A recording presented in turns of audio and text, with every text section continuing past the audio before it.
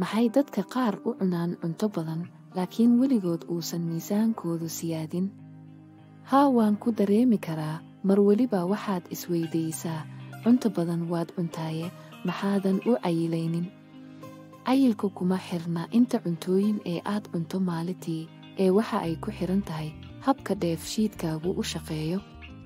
waxaa jira 3 qaab oo qofka dheefshiidkiisu noqon karo. waxay kala yihiin dheefshiid hooseeya ama daaha, dheefshiid caadi iska ah, iyo dheefshiid degdega ama sareeya. dheefshiidka hooseeya ama daaha, dadka dheefshiidkoodu soo daaho waa dadka heli og miisaanka, wayna ku adag tahay in ay lumiyaan miisaanka. waxaa laga yaabaa in ay hal mar cunaan maalintii laakiin miisaankoodu uusan isdhimin. la yaab ma leh, dadka noocaan ah dheefshiid hooseeya ayay leeyihiin. dheefshiid caadi ah, dadka dheefshiidkoodu caadiga yahay, in ay miisaan isku siyaadiyaan ama in ay miisaan iska dhimaan, labaduba waa u fudud yihiin. cayilkoodu wuxuu ku xiran yahay inta cunto ay cunaan. hadday cunto badan cunaan way cayilin. hadday cunto yar cunaan way caatoobin.